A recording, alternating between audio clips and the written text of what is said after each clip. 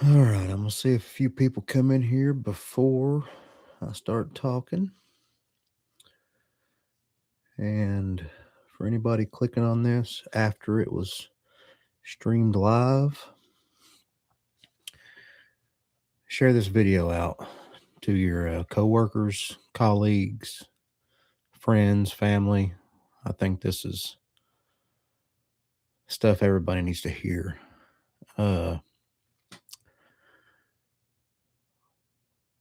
Why the trades are fading and how we stop it.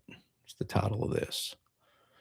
So I will be kind of reading.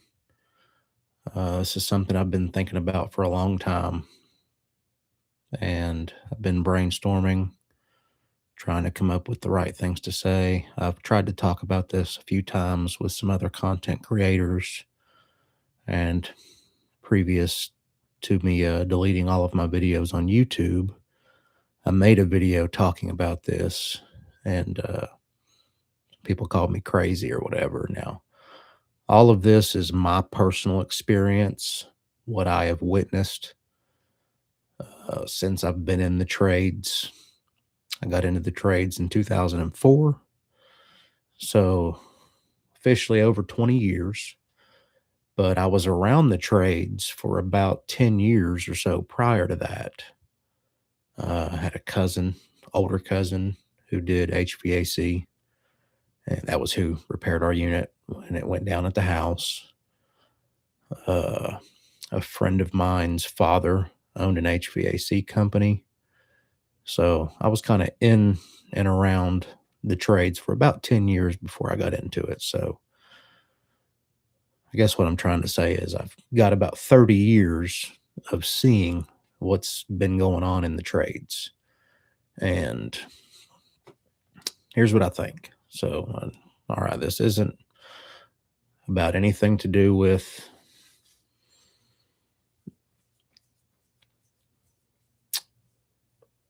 anything other than my personal experience and kind of my insight to what I think's going on. Uh, if you work in refrigeration, HVAC, electrical, plumbing, kind of any skilled trade, you've probably noticed the same thing I have, especially if you've been in the trades for a decade or longer.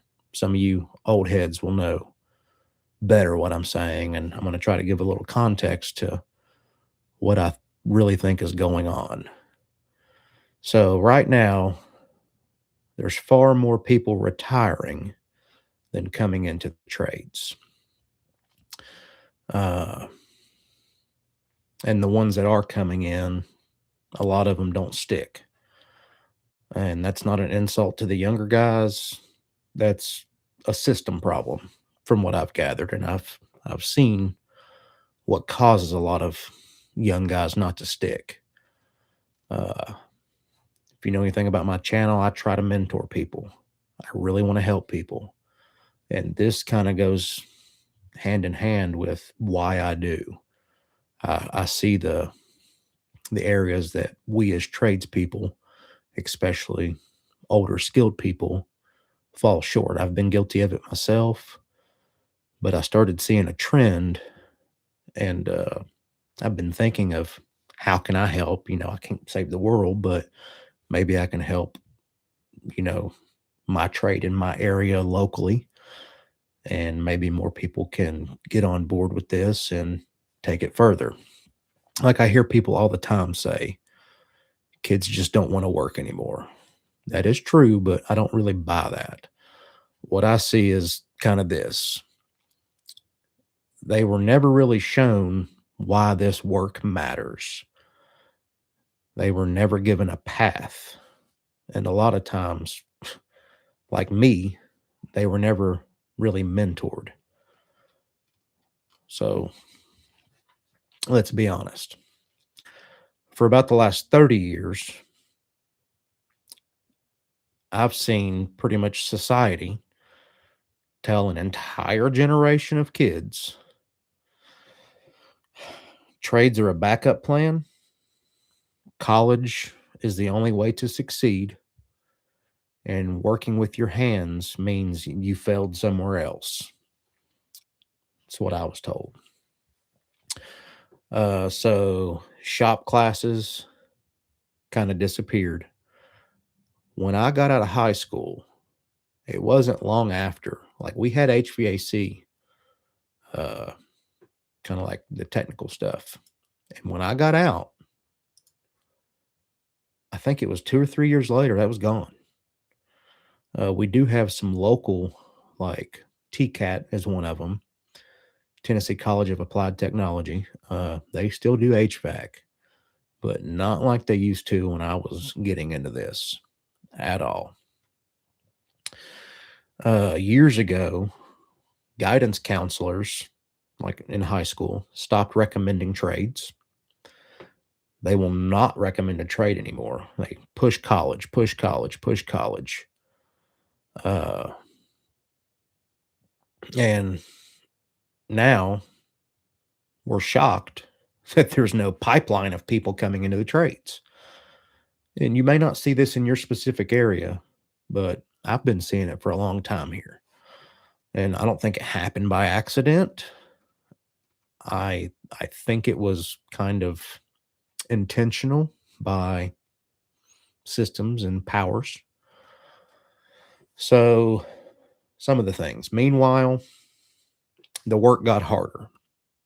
And what I mean by that is like systems got more complex, liability went up, and since I've been in this, technology has exploded. Like all this stuff in the name of efficiency, and you know about the whole efficiency green grab. And, it's just, we have to deal with that. But something I did not see over the last 20, 30 years, respect for stuff that people like me did not rise with it. And when older technicians retire, they're not just taking labor with them, they're taking knowledge. And that's kind of the dangerous part. And that this is kind of the truth that nobody wants to say out loud. This world does not function without skilled trades. That does not function. Food doesn't stay cold. Hospitals don't operate. Data centers don't run. Homes don't stay livable. And yet we act like knowledge is optional. It's not. So what actually keeps people in the trade? In my experience, mentorship keeps people in the trade. What's up, guys? Froggy, Aiden. Doing kind of a spur of the moment read from something I've been writing. You'll have to go back and watch it if, just coming in. Go back and start from the beginning after this is done. In my experience, mentorship is what has actually kept people in the trades. At first, my first 10 years in, I didn't have any mentors. And then I got a good mentor, and it totally changed where I am at today. I would not, and I'll say the man's name publicly because I know there's a couple of guys that watch, that work for this gentleman, and he's been done wrong by some companies. And the wealth of knowledge this man has is crazy. And when he's gone, the few people he passed it on to, I think I'm the only one that's going to share it. And no offense to Cody, love you, dude, but Keith Gray in my area, he's been doing refrigeration since the 80s. And I was blessed to be able to work under him for the better part of a decade. So mentorship. Let me get back on track. That's why I wrote this down, because I don't want to get off track. I'm not talking about pay charts and recruiting videos and cool slogans or whatever. I'm talking about like a person gets one solid mentor that is worth way more than anything else you can learn Googling or whatever. And I've seen it firsthand. That's what happened to me. I got one good mentor, and my skill set in the first year went from down here to all the guys I was working with at previous companies. They're still where they were ability wise 10 years ago. Uh, when someone takes the time to explain why we do things, uh, when they trust a young tech with responsibility, and when they don't treat them like disposable labor, people stay. And that's kind of what I'm talking about in this section is uh, what keeps people in the trades. You know, they stay, they take pride in their work, they grow and become better, and it compounds. The more you learn and the more you retain, you continue like compounding and growing faster and faster, and you get to a point where you're just an awesome technician and anybody will hire you. It does not, it's another thing. It does not really pay to be loyal to companies anymore. A lot of these companies are so big that if you're a warm body and you can run a service call, regardless of the quality of work or whatever, you're making them money. And remember, you're always going to make the company way more money than you're making, unless you own your own business. And I've been there. I failed. I failed bad at owning my own business, mainly, and my wife can attest to this. I'm honest, and I just couldn't charge what some of these companies charge. And now I'll say this part carefully, but honestly. A lot of experienced technicians, a lot of you good YouTube technicians, I'm just saying that because you put your work on YouTube, you were not mentored yourself. You were one of those guys like me initially that was thrown into the fire and told to figure it out. So, some of you that do teach, awesome, kudos to you. But because of that kind of, I guess, situation, teaching doesn't come naturally to a lot of the good experienced technicians. Like, there's a handful of guys I know who are way better than me, but they don't share, they don't teach. They tell you to figure it out on your own. They're greedy with their knowledge. And that's kind of how the pioneers that started this trades industry kept it for decades. Everybody was at competition with each other and they didn't share knowledge. And you know, knowledge is power. I get that. But if knowledge doesn't get passed down, it dies. We've seen this, you know, forever. Uh, so here's the opportunity most people don't see. Trades are moving from undervalued to strategic. Uh, as skilled labor gets rarer, competence becomes valuable, reliability becomes currency, and experience matters again. I think the next 10 to 20 years are going to favor people who can fix things like us.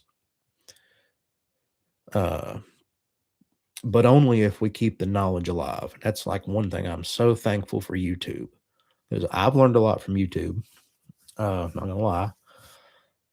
And I think if more of these skilled people, even though like a couple of guys I know, they wouldn't ever make a YouTube channel and put information out. But if they did, whoa, it would be so good. But they're just not, they're not teachers.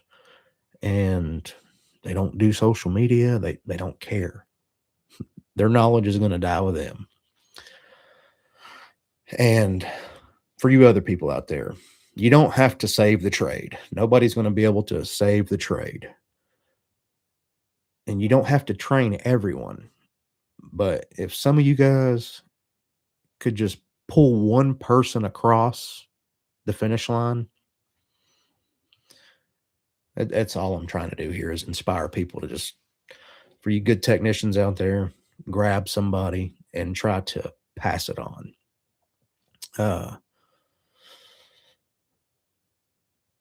and some of the ways to do that is kind of just narrate your thinking, uh, explain your process, uh, hold standards, but and don't crush curiosity. I've seen a lot of that happen. You know, I was one of those people that would beat people down with questions. That's how I learned. And I've been around a lot of guys who get frustrated with people asking questions all the time. Take a second, slow down, let the kids ask their questions. They just want to learn. Uh, that's kind of how continuity works. That's how this trade survives. So, like, I don't want this channel, Hillbilly Refrigeration, just to be about compressors and racks and me running service calls. Initially, when I started this channel, that wasn't my goal.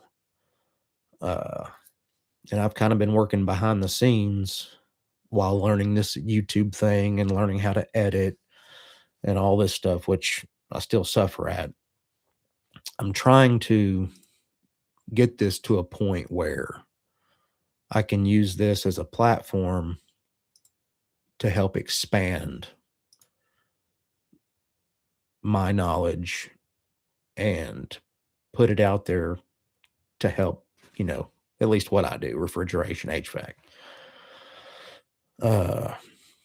So like this channel is going to be kind of about the mindset, the craft, and making sure this knowledge doesn't disappear. I mean, it's not disappearing overnight, but from what I've been seeing over the last 30 years, it's working that way. Call me crazy. It's just my observation. So if you're a seasoned tech, know this. What you know is valuable, really valuable, and it's transferable. And if you're thinking about getting into the trade, if you're watching this and you're thinking about getting into the trade or you're, barely into the trade, we need you. And as time goes on, more people that are doing this now are going to start retiring. Like I was saying earlier, we're not getting a bunch of people back in.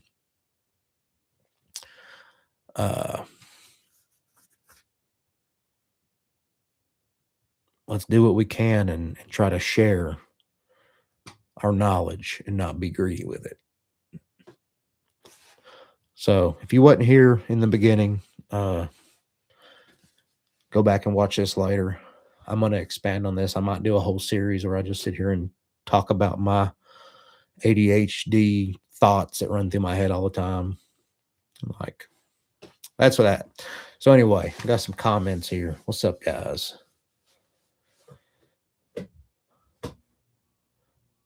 Froggy, knowledge and experience that can't be taught in one way or another. I agree 100%. Yep.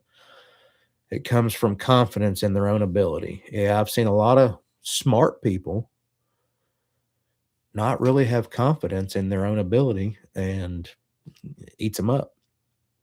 Number two, no one shares with them, or it was shared in secret, so it's kept secret. Traditions that pressure is temperature. Man, when I first got into this, so I had a boss. He wanted me to be a technician, and he was teaching me. But I think there was a point he kind of realized that I was going to be better than him at troubleshooting. And he just got stingy. He said, figure it out. Why you calling me? Figure it out. Oh, well, it is what it is. At that point, I went on to another company and then another company. And I've seen the same thing numerous different times. Guys don't want to share their information, they don't want to share their knowledge. And a lot of the times it's some small companies, and you see it in big companies too. And you got, one or two guys that's really good. They don't want to help somebody out that's, not on their level because they're afraid they might get above them or something. That's kind of it's a double edged sword.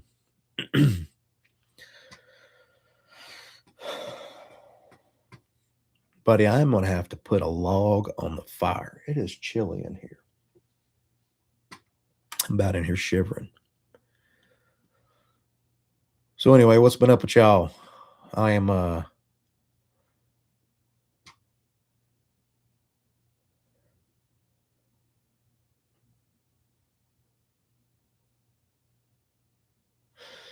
it can be that way too.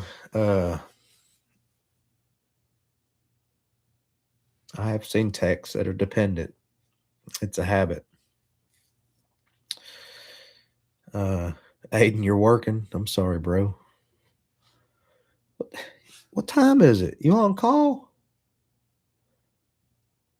It's almost 11 o'clock here. What is it? 8 o'clock there?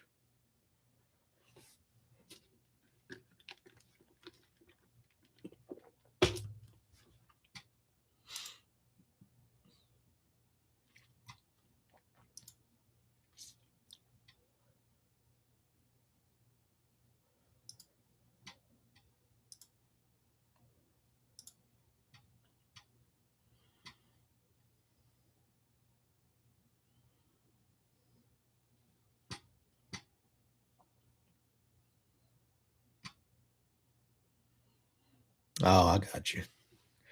That's all we do is work.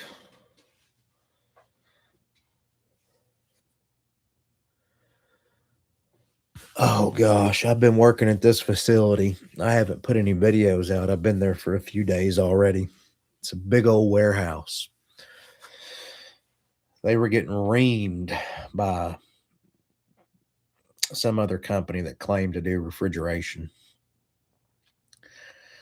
They might have some good guys, I don't know, but I'm on day like number 3 of doing a full site survey and kind of a maintenance as I go along and check things out. They've got 5 really large systems with Copeland 6D discus compressors, and then like 10 other 3-cylinder discus compressor systems. And they can't keep compressors, these big 6Ds, they can't keep these compressors live. And I dove into it today. And it's like this one walk in. It's like on the floor, it's like 250 feet by 60 feet. And currently it's a pitched ceiling, spray foam ceiling. It's 18 feet in the back and 36 feet in the front. It's got 2 big 6D condensing units on it, 4 evaporators, 2 per. And when it was installed, it was sized appropriately. It used to have a kind of a drop ceiling in it, and the condition, it's old building, the condition deteriorated over time. And in 2019, they installed all these new systems, new condensers, new evaps.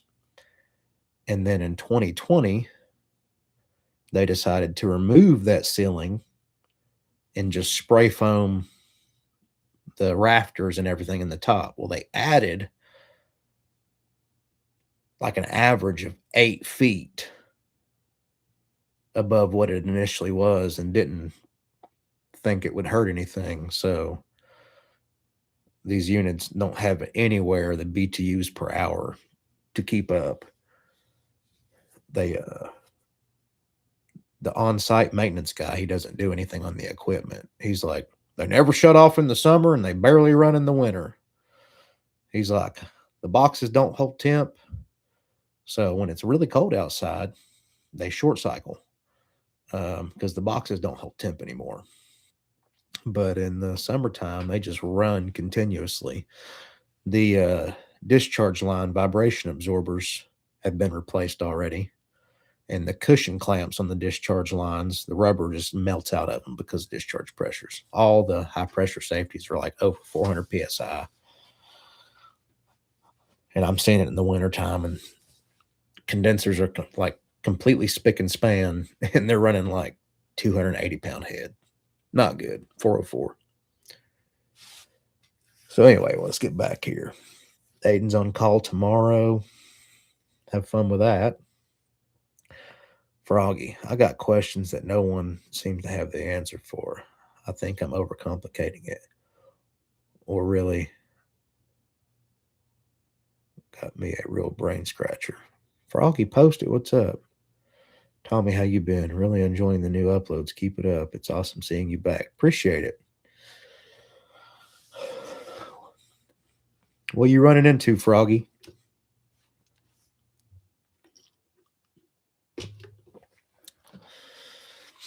Maybe between me and Mark, we'll figure it out. Although Mark don't get on my lives anymore. He must be busy out there in Texas with his big old belt buckle.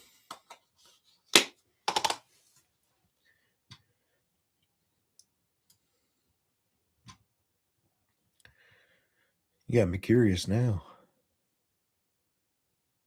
I'm a dumb hillbilly. I probably won't be able to help you.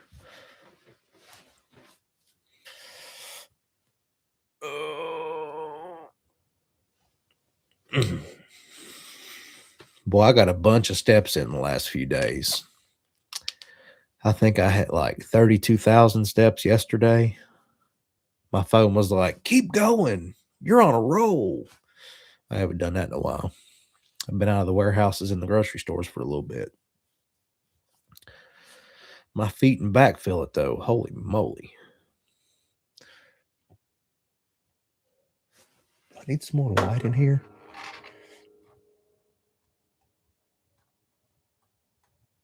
There we go.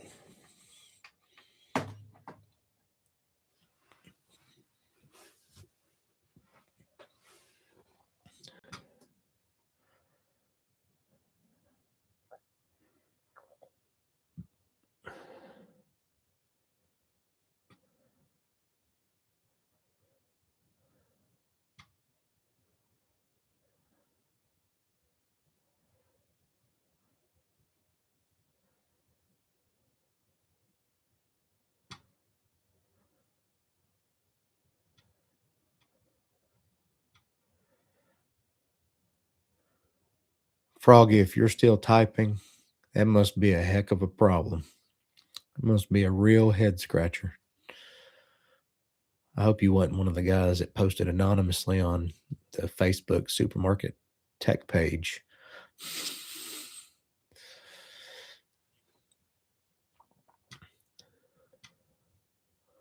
Aiden, what have you been working on?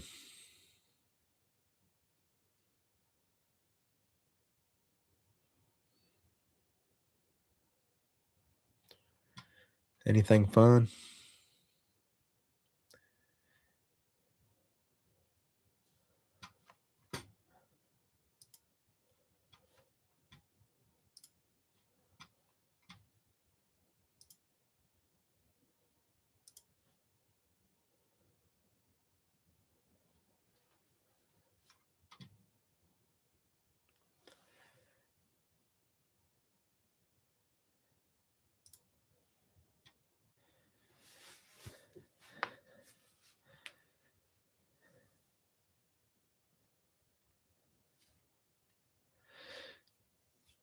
It's custom crack.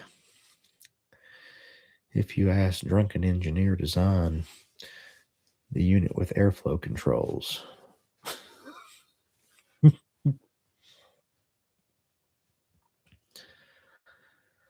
Well, I'm not sure I know how to answer that, but I was just working on a CRAC system the other day, but I wasn't really troubleshooting anything. I was just putting some gas in something because somebody didn't have some on their truck.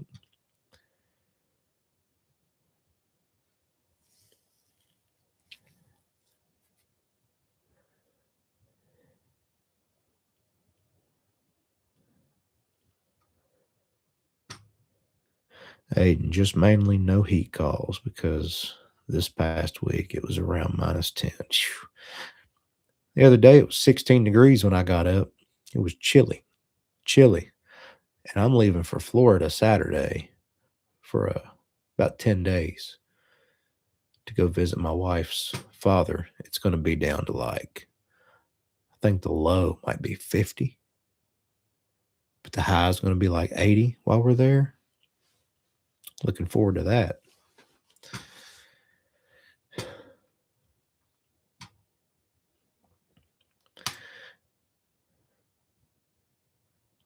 You guys think I should do a series on the trade stuff? Am I wasting my time?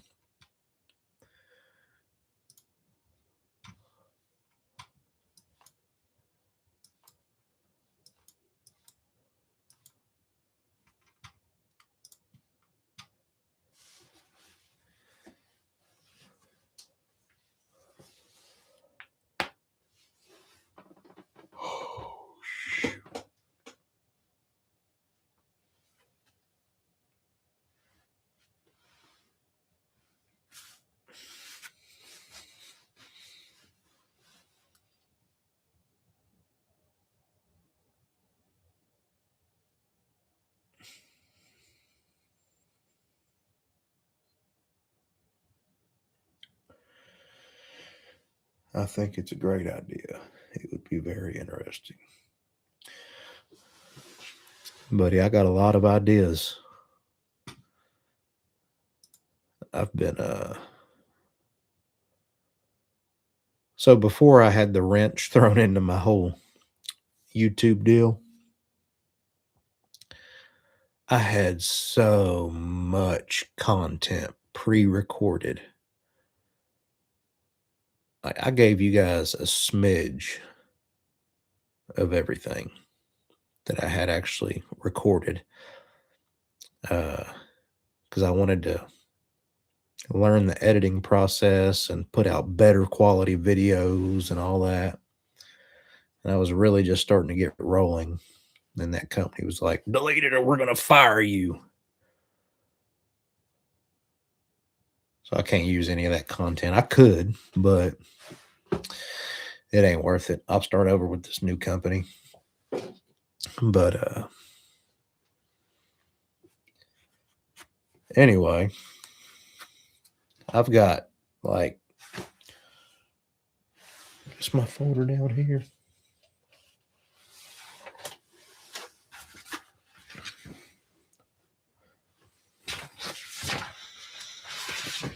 Look at this.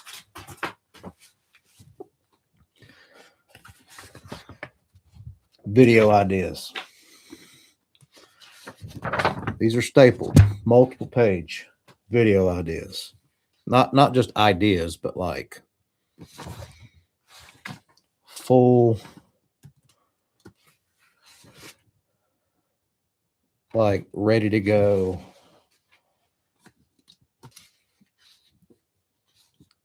plans for all these videos I had recorded. How I was going to edit it, B-roll footage, which I was just learning about. I bought a drone. I mean, just stacks. And then it was just so. I'm going to keep them. Good ideas. Hayden Powell. I go on call Friday. DK was hard in refrigeration in my area. Then they lost it all. Now they are mainly just chiller techs.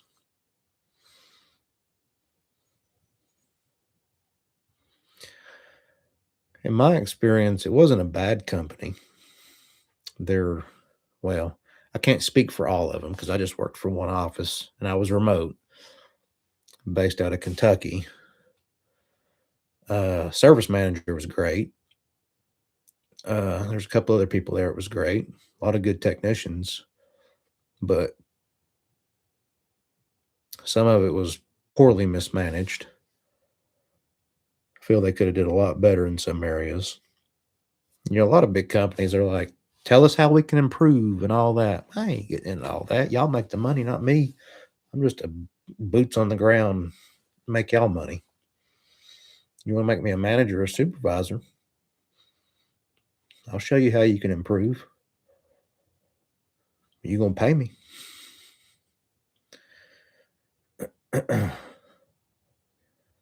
I got a few guys a job there. Well, one guy, and he brought his buddies, which I was trying to get on anyway. And they'll be all right. It's a big company. They got a lot of money. Honestly, I left. I was tired of working on the same old junk all the time. I thought they wanted to grow this area. Maybe they do. They just growing slow, real slow. And I had customers waiting. When y'all gonna take us on? Can't take you on. I don't have enough people. I have heard of Mel K. Mel K tried to hire me. Sure did.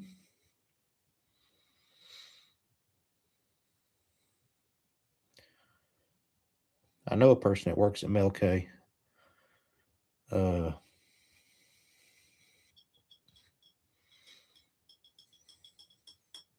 He's offering me a lot, way more money than I'm making now.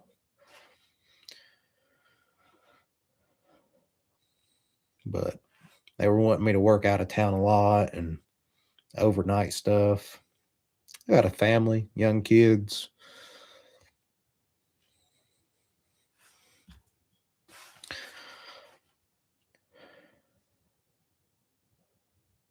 Ray Estrada. Yo, what's the topic right now? Well, earlier, you'll have to go back and watch the beginning.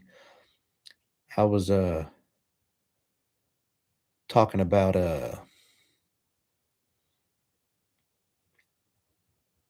the shortcomings of mentorship basically in the trades. How some people want to hoard their knowledge and not train or mentor people. Hayden Powell, maybe CF.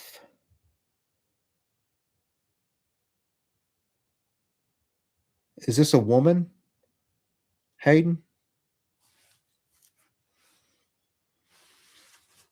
I think if it is, they had a last name change.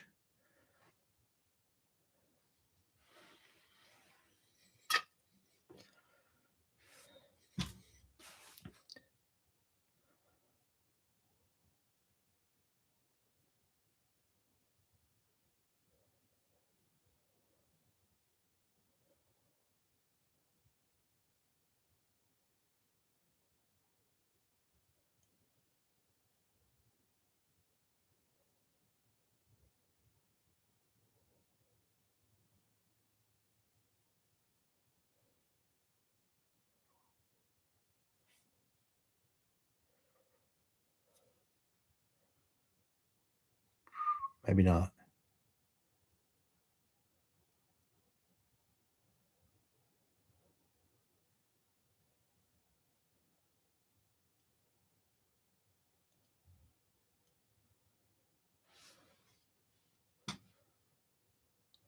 Or was that a dude's initials?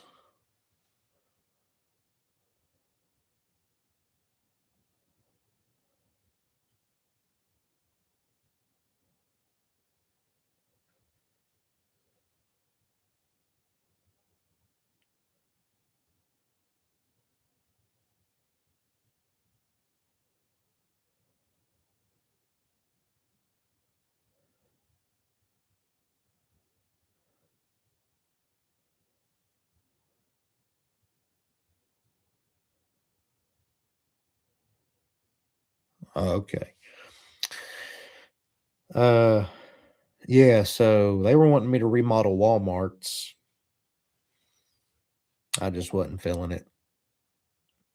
It was all like time and a half, but overnight, out of town. Give me a truck, offered me a bunch of money. I ain't trying to run no pipe crew, working after hours in Walmarts. Oop. Where do you live at, Hayden? Are you in my area?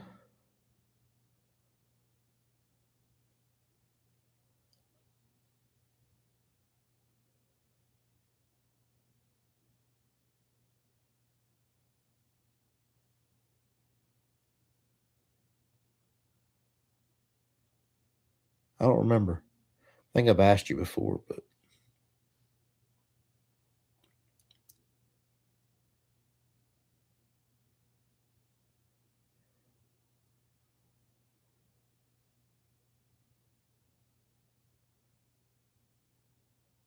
yeah, man, we would have likely crossed paths if you came over.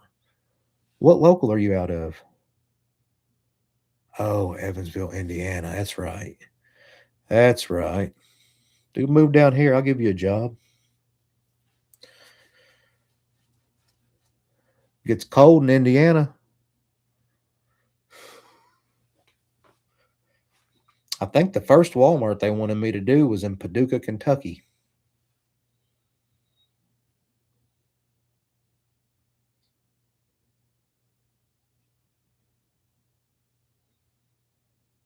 I am in Knoxville, Tennessee, right where Interstate 40 and Interstate 75 do that. So much work here. So much work here. And what's sad is all these out of state contractors are doing it.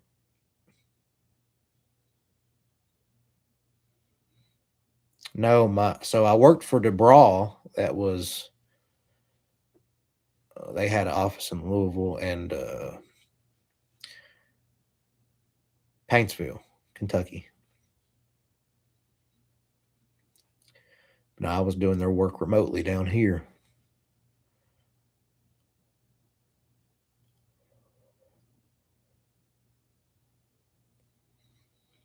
which I appreciate the opportunity they gave me.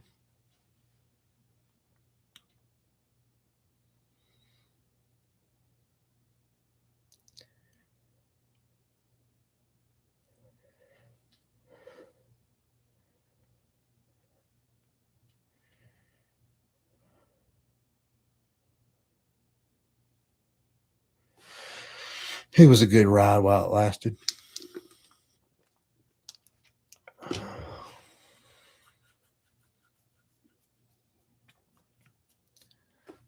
How long was I there, babe?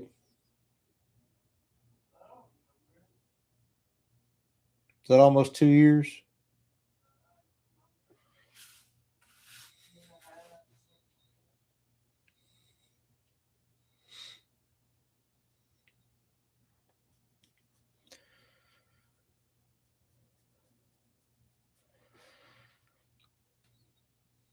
I probably made, I don't know,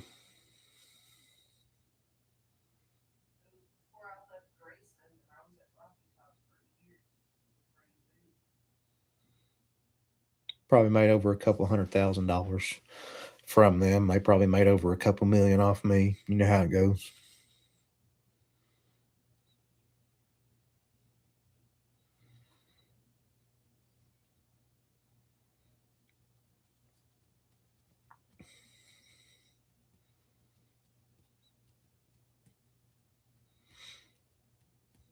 I'll tell you one thing that sucks about working remotely is you don't have any support. Like, you can make a phone call, but that's about it. Kind of sucks.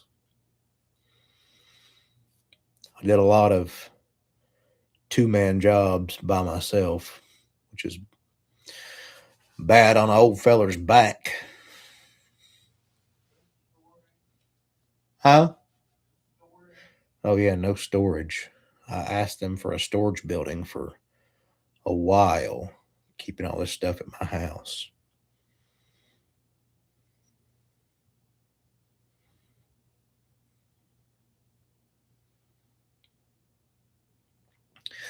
Yeah, Hayden, you're right about that. So, since I've done Walmart work, I've seen this kind of cycle. They go in house. Maybe it'll be different this time, but this is what I've seen. They go in house, they get their health scores on all their stores up, and they're like, we're just paying these guys to sit around. And they go out of house. They get tired of contractors. They go in house. It's just a revolving door. But from what I hear, I got a buddy of mine. Shout out Brandon. He don't ever watch my lives, I don't think. But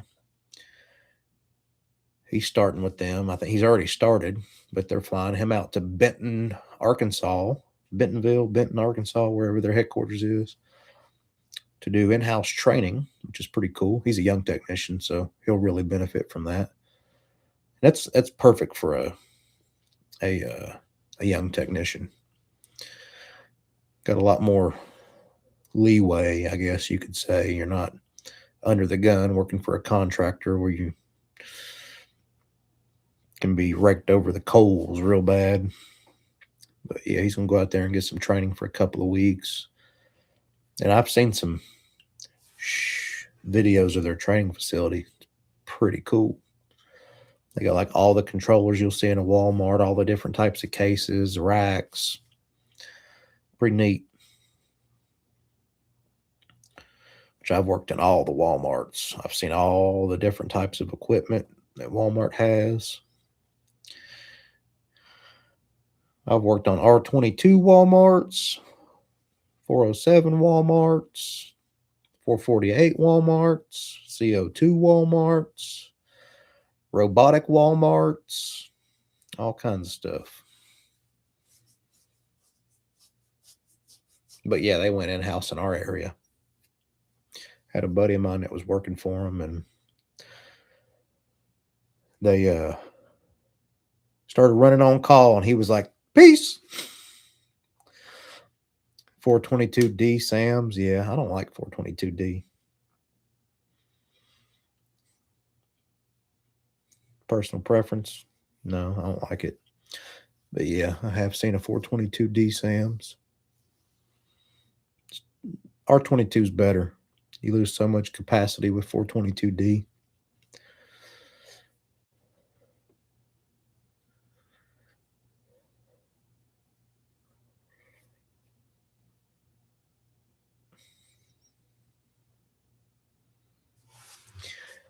I wonder, do I have a video on here that I can pull up and share of this place?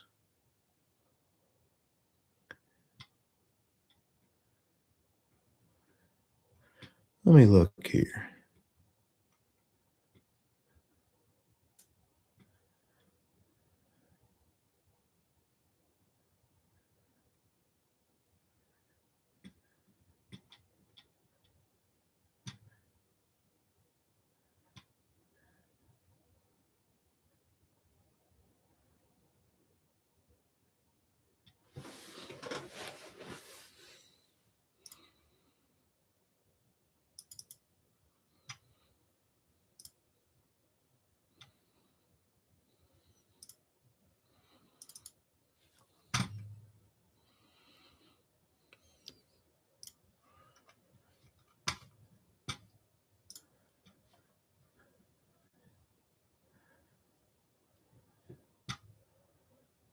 I'm not a Wally World expert. I've just been abused by them.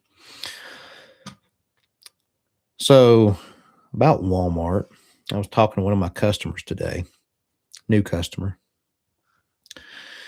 They've got a 6-cylinder Copeland that's bad on one of their units, and I priced them a new compressor. The Copeland compressor is like 12,800, and they was like, "Can we get a reman?" I'm like, "I can get you a reman." So here in Knoxville, we have a remanufacturer called American Compressor Engineering.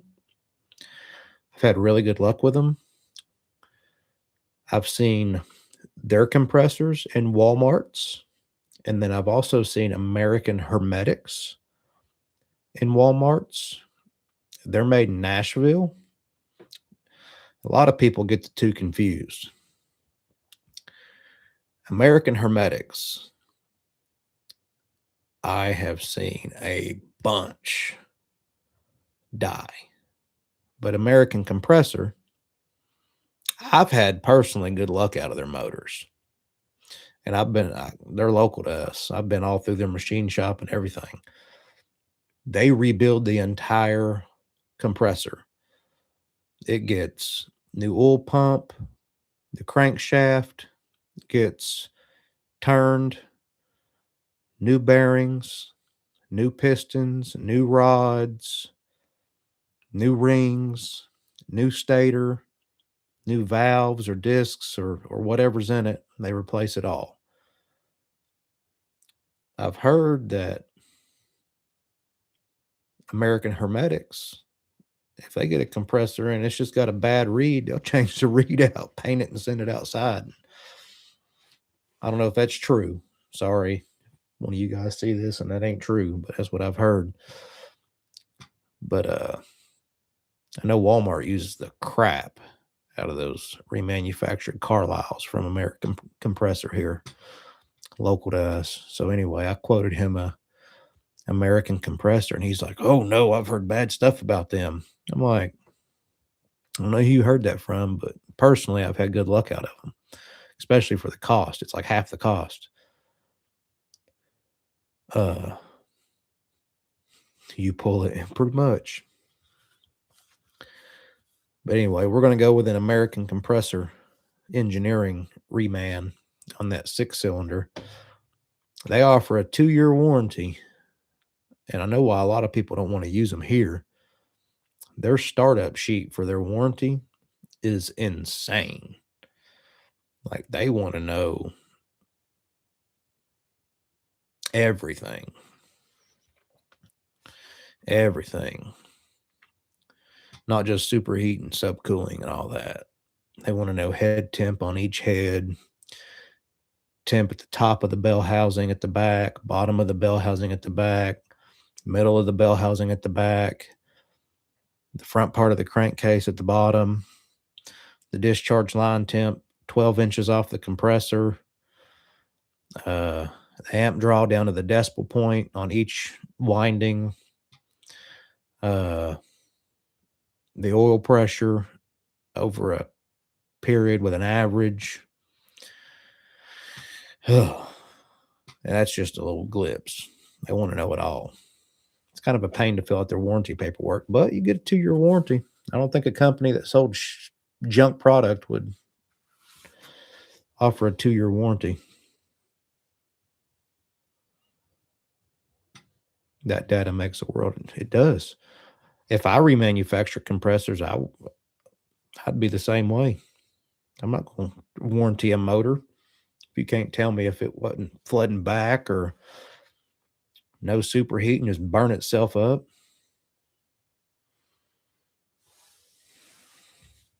It is, and I think that's why a lot of guys don't want to use them. They don't want to fill out that startup sheet. And I do know for a fact, because I've talked to the people over there, they run those compressors on a rack at their facility before they send them out the door. They know what they do. They check CFM and everything. So he's going to know if you BSing him on some paperwork. Peace, Aiden. You be safe out there.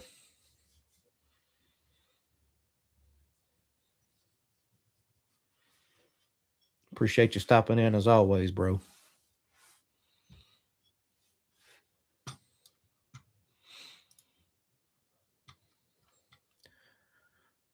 I had somebody earlier, well, it was earlier this week. They came in the live I did here a couple of days ago, I guess. He's like, "Man, why don't you live stream vertically? You'll get so many more views." I'm like, "Dude, I'll take the 4, 5, 10 viewers doing it this way over doing a vertical live stream all day and hearing 6, 7, 10 million times and all the other garbage them random people come through say." I'm on here trying to talk about what I deal with, not all these random people that talk about stupid stuff.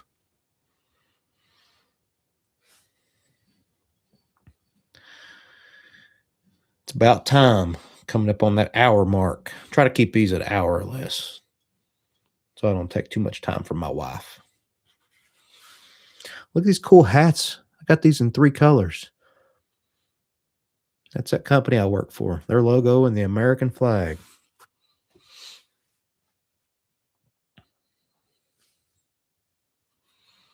And they got a special lunch for us tomorrow, and they give us a gift. I heard it's a Milwaukee gift. See about that. I like Milwaukee. I own about everything they have, but oh, let me tell y'all about this. So at my local union, Milwaukee donated a bunch of stuff and they brought by, I don't know if I'm supposed to talk about this. I'm going to talk about it. They brought by an HVAC van, fully loaded out HVAC van. And all we've seen that I heard about that was in this van is one version of a brushless M18 powered vacuum pump.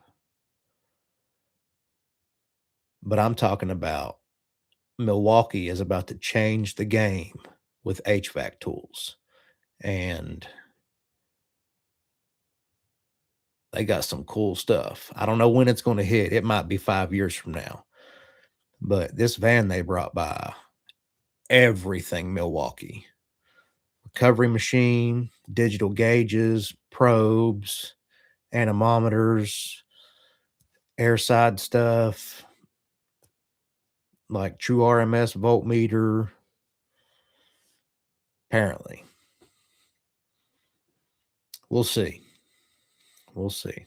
I don't know how I feel about it. I still don't own anything. I thought about buying the Milwaukee vacuum pump to use it, and then I got on YouTube and watched reviews and have mixed feelings about it because there's some guy trashing it, but he was pulling through a manifold and 1/4-inch hoses, saying it was slow.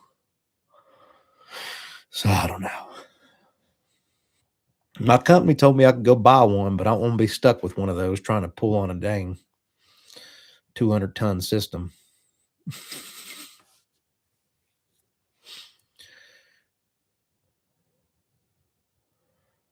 We'll see. It'd be cool if they come out with some really good quality stuff, and it was like they had an app kind of like JobLink or something where you could network it all together. That'd be neat. Sure would.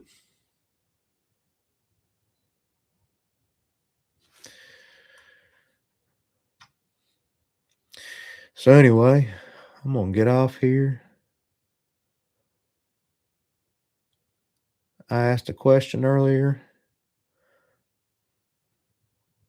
if I should do a series on the trade stuff I was kind of talking about in the beginning of this. Aiden said yes. If I get one yes, it's a go. So I'm going to do that.